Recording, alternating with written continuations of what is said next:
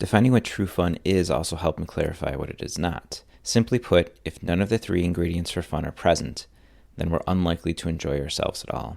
And if there's anything that prevents us from experiencing one of them, whether it be playfulness, connection, or flow, then we cannot and will not have true fun. Distraction is probably the greatest offender since it gets in the way of all three. If we are at all distracted, if our attention is split, we cannot experience true fun, because fun requires flow, and flow requires that we be fully present.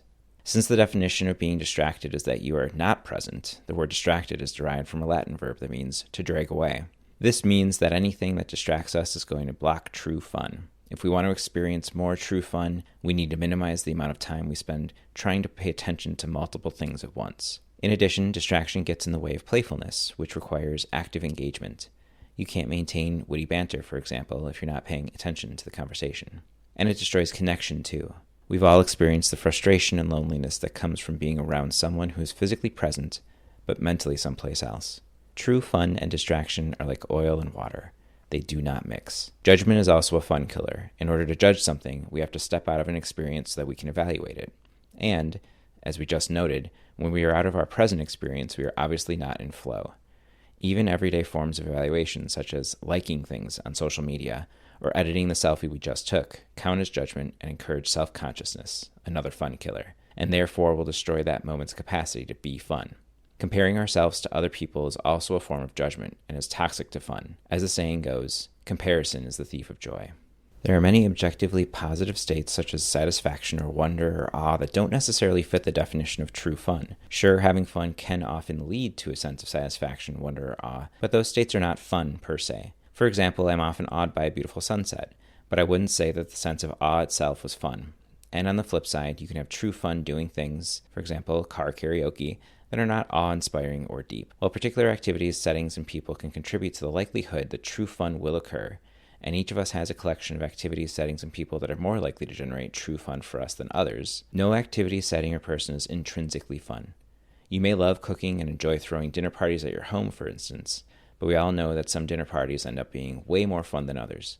Even if the same guests are invited, you're in the same spot, and the same food is served. There are also things that we're drawn to, sometimes compulsively, but that are straight up not fun, like, for example, busyness.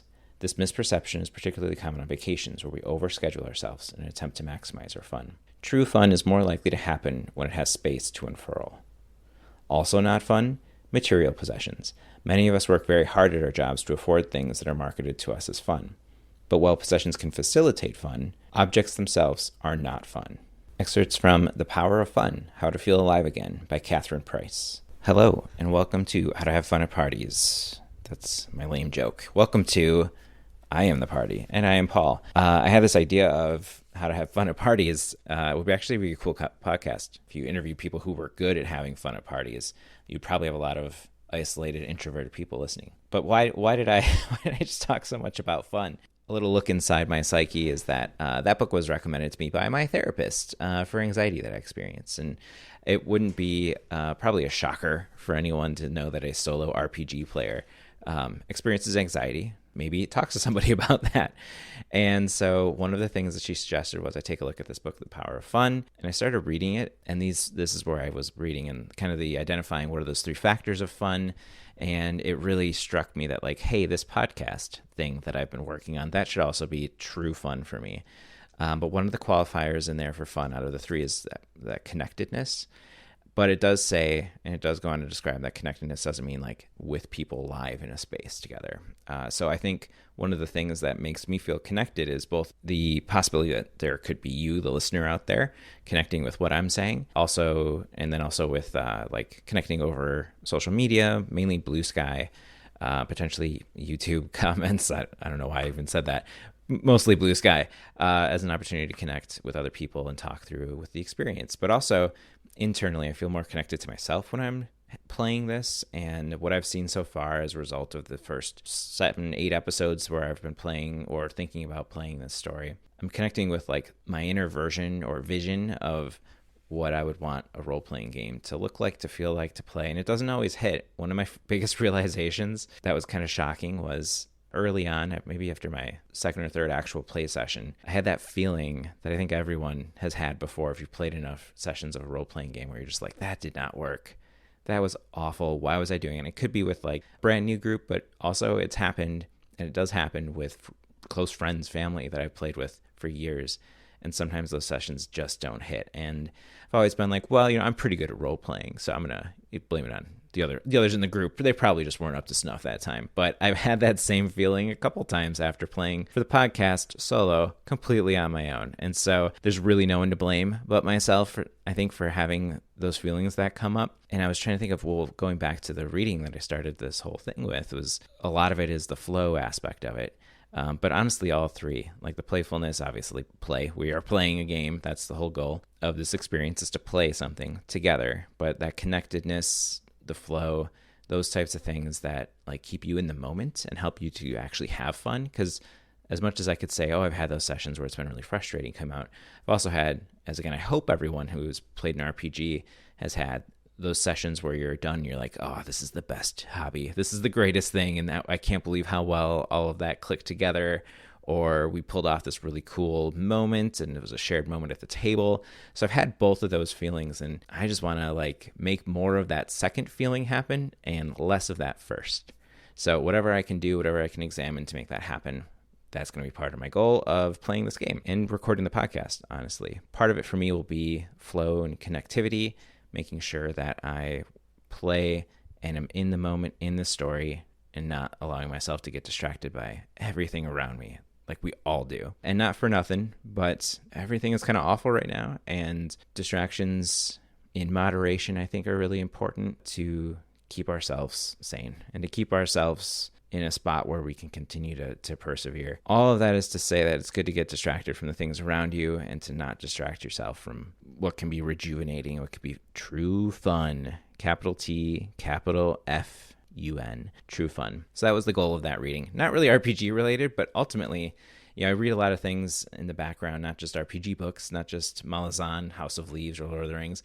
I like to read about like theories of fun, but also like theory of play. That's a book that I'm reading right now. I picked up The Elusive Shift, which is it's a history of, kind of defines itself as that history of the moment where D&D stopped being a war game and became something else. In the intro, it talks about this shift from trying to simulate reality through rules to simulating the type of story that we think of as like a D&D campaign or adventure. And that's really interesting. But anyways, I've been reading a lot about that. It helps me stay focused and thinking about what's the point of what I'm doing here? Am I enjoying it? Is it kind of achieving the goals for myself? Really, am I enjoying it? I'm going to go back to that and say that I think that's the true fun, is really, if I'm not having that making this podcast, either I got to stop or I got to change. I can't keep going in that direction. There's just no point. I'm going to switch myself over now into play mode, and I'm going to present a slightly different view of the world I've been playing. This is a continuation, so I would just want to reassure this is still the same, I don't know what to call the campaign that I'm playing, but the Stewards campaign, the darkness of Halinar being the Empire, darkness obviously being a theme that will continue to be present into various scenes. But anyways, this is still in the same campaign world. And I want to introduce a new character. He's being called by his mother. Arthur Brim, come here now. Oh God, she's using the voice again. Arthur is a young man in his teens, and he has green skin. Not green pea green, but he does have a pale green tint to his skin, and his hair just cannot be kept. His hair is like as wild as the trees that he likes to climb. And his mother is calling from back steps of their estate house, and he comes running from the forest, and his mother she's got that face on also. It's not just the voice that Arthur is being called in by. He's greeted by the face. Arthur, what are you doing out there? It's time to come in. I don't care what you're up to. You need to listen and come inside. Arthur scratches at his hair, and dirt comes flying out of it, bits of leaves. He's clearly been up to his old shenanigans, but he places an old gnarled staff and a sling that he's got attached to his belt, as well as a pouch that he has slung over his shoulder, various random odds and ends. He places them all on this back deck of this estate house and comes in, and he could not be more dissimilar to the surroundings that he finds himself in, and yet these surroundings that he finds himself in are home. He can see the backdrop of the Great Daggerspine Mountains. and one of the windows is the house is the ruling house of the small village that he lives in. The Brims are the ones who are in charge of the place. Servants scour the floors, they scrub. Arthur can smell food being cooked, and it's just amazing. It's what he's been thinking about all day while he's been out running around. His sisters are there. None of them have the same pale green tinge to their skin. And in fact, there's really not much at all that looks similar from Arthur to his sisters, or even really any relation to his mother. He goes immediately, washes up as best he can, changes into suitable clothes for the indoor setting and dinner, and he sits down, and the sisters are going a mile a minute. He has both older and younger sisters. They are just a handful for his mother. Arthur has a hard time connecting with them. Notably, he's the only male in the room. He's the only guy in the room. He doesn't necessarily feel more comfortable around men, but he does feel pretty much isolated, made to be an other in this space, even though it is his family. They all love him. They're all close to him, and he would do anything for any of them. They would do anything for him. But that being said, it's difficult to connect, and it always has been. He grabs food from the table as it's being placed out and just kind of devours it. He doesn't really participate in the conversations, but often one of his sisters to his right or his left will turn to him and say, "Art, don't you think so?" And then he'll turn and go, as he has a mouthful of food and just nod and agree, or he'll guffaw if it's the appropriate interaction. He's not present with his family, but he just doesn't really feel that strong connection with everyone else at the table. Finally, dinner's over, and he immediately gets up and goes to run outside and says, "I'll see you later. I got some work to do." And his mother laughs and says, "Don't you go anywhere." "Wait, Arthur!" She can't get a word out. He's out the door, and he makes it about 3 yards out from the back steps as he's grabbing his sling, grabbing his gnarled staff, and pulling on his pouch. And he runs face first into another young man and falls to the ground. I'm going to make him actually roll a dex check. Let's try that. I did create up his full character here, and he has dexterity. I rolled 2 very high numbers and 1 very pretty low number for 3d6. So his dex is a 14, though. That's pretty good. Ooh, he rolls a 16 and just charges face first, as I said. No awareness, no ability to dodge out of the way in the last minute. He looks up and just collides with his cousin Cal Brim. Cal goes sprawling as well. Art, every time I come over here, somehow you're always responsible for a new headache. Sorry, I didn't know you were there. Art, it's pretty clear that you don't really have a good idea of what anyone is here. Come on, let's go. Cal offers him a hand. Arthur takes it and is pulled up to his feet, and the two of them run off into the woods together. They travel for a while, are traveling old hunting trails, familiar trails. Cal finally looks over and says, "So have you heard?" "Heard what?" Arthur responds. "Well, there's this fog that's going around." "A fog? Really? That's what's going around right now?" I wasn't done yet," Cal says. "There's a fog, and it seems to be made of just pitch black smoke. Like someone's burning, I don't even know what. It's not associated with any smell. At least that's what people are saying." "What do you mean not associated with any smell? What does that even mean?" "I mean, it's not fire, obviously. I know you're really into the trees," and he motions all around him. "I just want to reassure you, none of your friends out here, at least not, with this fog, none of them around fire, per se." "That's great. I'm relieved to hear that," Arthur jokes. "What are we even talking about?" "Well, Lucius Ambrose. I don't want to hear about another Ambrose," Arthur says.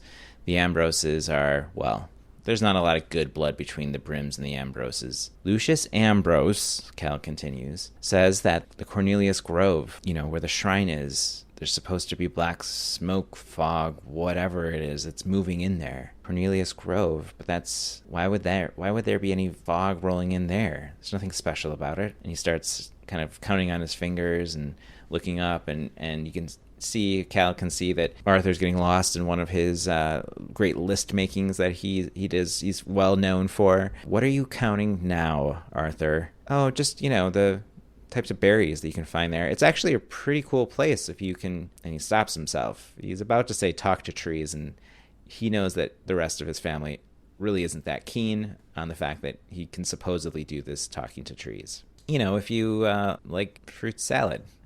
"Art, you're so weird.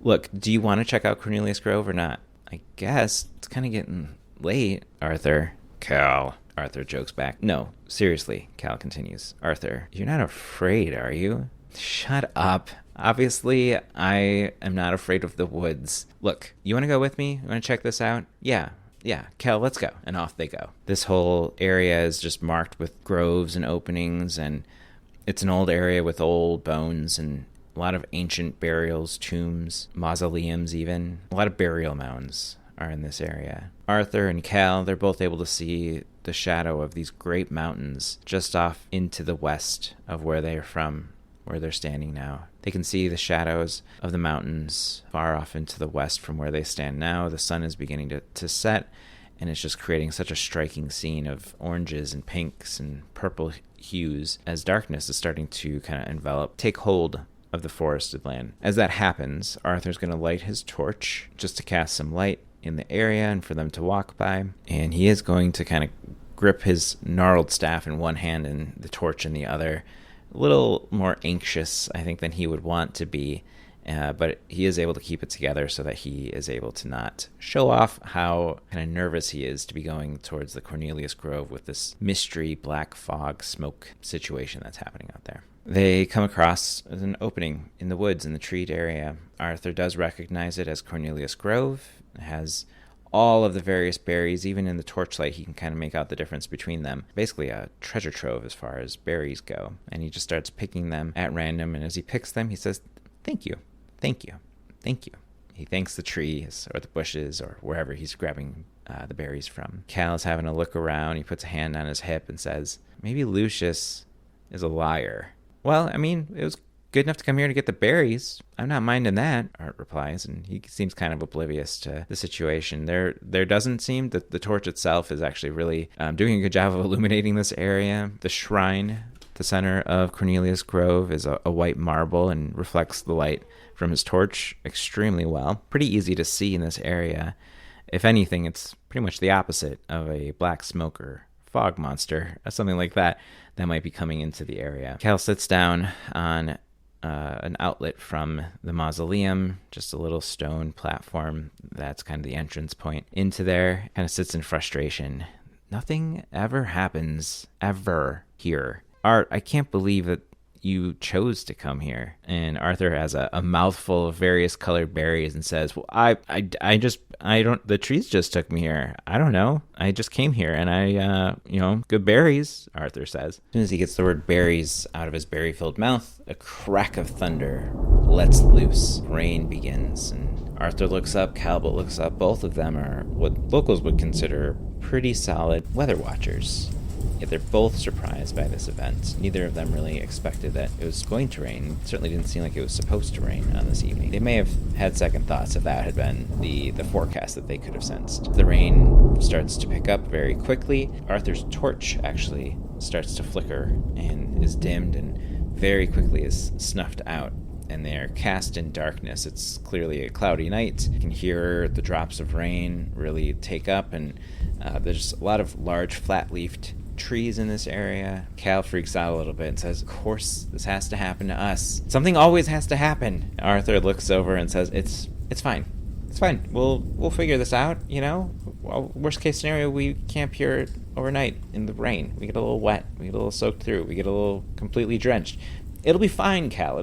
We're still in the village, practically, As long as no creepy black smoke fog situation can start to happen, because the rain comes in, and that could be a sign. I'm just saying. Cal holds up a hand, shoves him a little bit when he realizes that Arthur can't see his hand very well. Arthur steps back, and he can now see a thin outline of Cal pointing at the pouch that that Arthur has slung over his shoulder. He's pointing at it, and his hand's shaking, and says, "What have you got there?" And Arthur looks down. He's shocked. He pulls out a porcelain pine cone, sculpted, and has somehow never had a piece of it break off in all the time that he's had it with him. And unlike any other time, however, that he's held it and kind of appreciated it, the thing itself is glowing with a white light. He looks down and he's holding it in his hand. He actually can't believe it either. And all of a sudden they hear rustling in the trees just beyond the grove, across from the entrance where they came in to enter the space. And they both take a step back, and Arthur holds the pine cone to his chest, trying to snuff out the light essentially, but it will not go out. And all it does is create really large shadows cast upon the white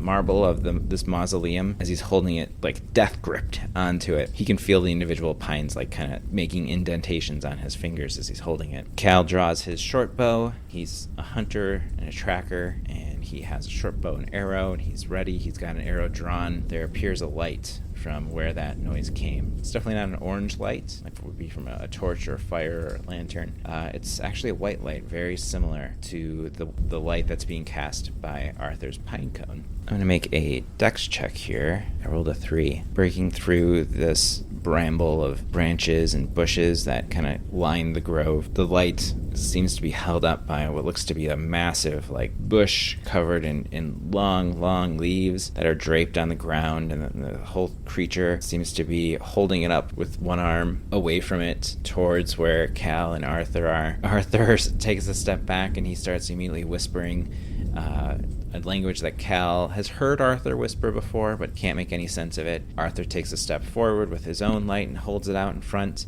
The bush monster with the light takes another step forward. Arthur's whispering this language that Cal can't make any sense of, but he realizes that, oh wait, is this Arthur trying to talk to this bush monster tree creature thing in the language of the trees that supposedly Arthur knows and nobody else can use? It must be that. The creature covered in this branches and leaves, suddenly another arm appears out from it. Other than the one that's holding this light, the arm seems to pull away sections of the creature's leaves or branches, and a face is revealed, a human face. Arthur can't make out really much specifics other than to see a pale face looking at him now as if it was wearing this large costume of sorts. Finally, she pulls off the hooded robes of a ghillie suit, and it just falls to the ground of this grove. They can hear the weight of it just fall to the ground. The woman who's holding the light up now, the light that's reflecting off of the mausoleum just like Arthur's light, says, "I don't know, kid, what you're talking about, but you guys gotta come help me. My partner, they're not doing too good." And Cal and Arthur both look at each other in shock. Cal starts to back away, and Arthur takes a step forward and says, "Lead the way." Cal shakes his head in resignation. The woman turns around, runs back away from the grove. Arthur bolts after her, and Cal is doing everything he do to keep up. As Arthur is able to keep the light in front of him, as this woman keeps the light out in front of her, he can see now some more details as he catches up to her. She's wearing garb that's not that non-traditional. There seems to ring a bell when he sees it, of some kind of memory, distant memory when he was very young, but he can't really place it. But he can see that she's wearing a tunic, and it's got a circle with 9 triangles on it. The circle and the triangles are all stitched in white, and the tunic itself is a light blue. Other than that, her underclothes, like her pants, the shirt she's wearing under the tunic, those things actually do look a little unusual for the area. He's not thinking too hard about that. He's thinking, oh, her friend needs help. We're gonna go help her. And then he notices actually she's limping pretty bad. She looks pretty beat up. She's got bandages on one of her hands. He can tell that she's recently been through quite an event. Finally, they break out of a wooded area into another grove. The two of them continue to follow her, come across a slightly older person, older than the woman that they were following. Not elderly by any means, but experienced, we'll say. And they're wearing a similar tunic to the one that the woman is wearing, similar style of clothing underneath the tunic, but their clothes are much more grayed out compared to the woman's more burgundy clothes that she's wearing. Most alarmingly though, however, the partner, their face is completely shrouded in shadow. Even when the light comes near to show the rest of this person, their face is just featureless and is covered in what looks to be a black inky nothingness. Like it's not even showing off any features. It's just like a complete blank slate. The edges of this darkness seem to kind of move and swirl, kind of wiggle as if it's alive itself. Mender. The woman gets down on her knees next to the partner and says, It's Talls. I've got some help. I don't know if they can do it, but she looks over at the two boys and says, do either of you know the great druid? Oh, what was his name? Arthur Brim? And I'm going to leave it at that. I I appreciate your listening. Good little session, and I'm really excited for some new characters too. That's where I'm going to leave it for today. Thank you for listening again, and we'll talk again soon.